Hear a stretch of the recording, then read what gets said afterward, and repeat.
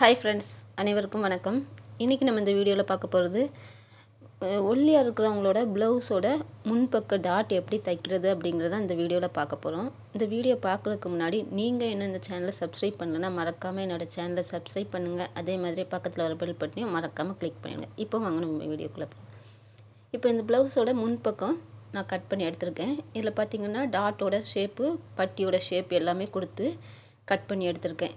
இதில் நீங்கள் பார்த்தீங்கனாலே தெரியும், என்னோடய ப்ளவுஸோட டாட்டு சென்டர் பகுதி மட்டும் நான் அடையாளப்படுத்தியிருக்கேன். அதாவது சென்டர் டாட்டோட கீழ்ப்பகுதியை நான் அடையாளப்படுத்தியிருக்கேன் நாச்சு கொடுத்து.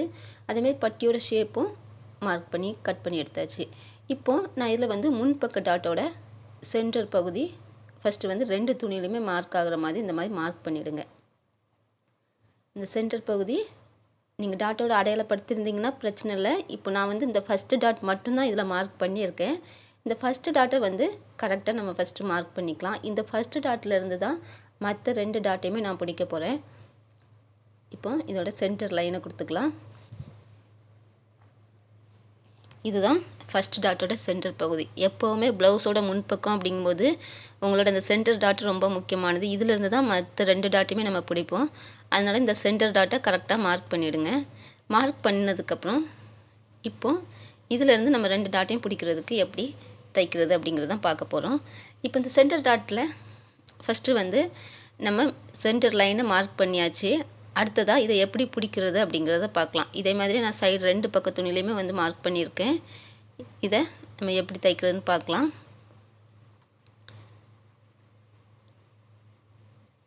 இப்போ இந்த சென்டர் டாட் லைனை இந்த மாதிரி மடித்து எடுத்துடுங்க.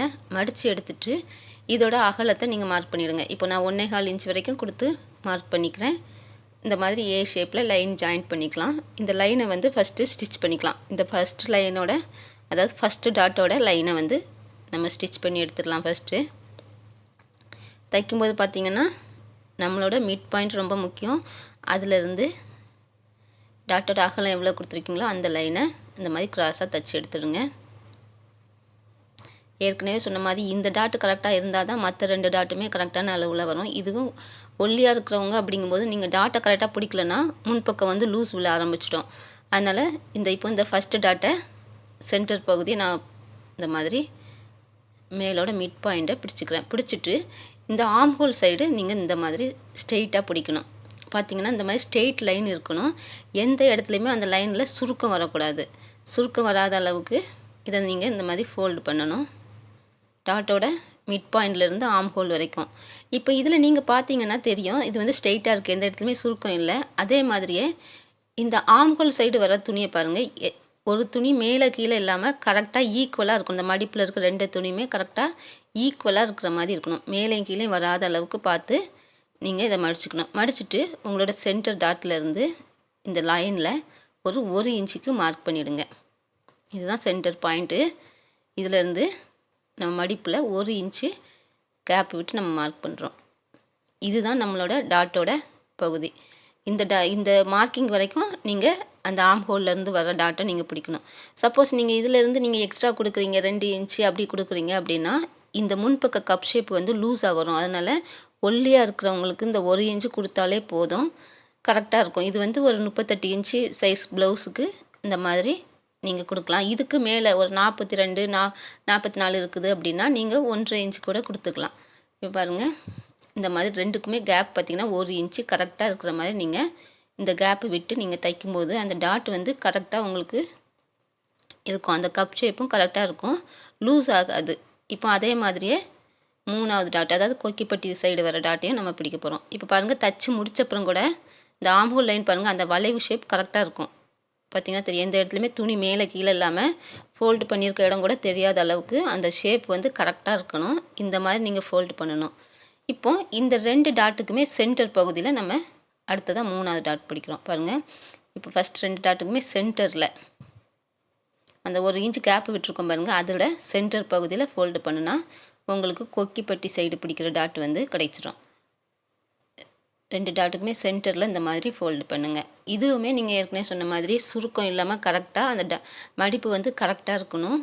இப்போ மடிப்பு கரெக்டாக எடுத்ததுக்கு அப்புறமா இதே மாதிரி ஆம்ஹோல் சைடுமே பார்த்த மாதிரியே துணி மேலே கீழே இல்லாமல் பார்த்துடுங்க. பார்த்துட்டு இப்போ நம்ம ஃபஸ்ட்டு டாட் பிடிச்சோம் பாருங்கள், சென்டர் டாட்டு.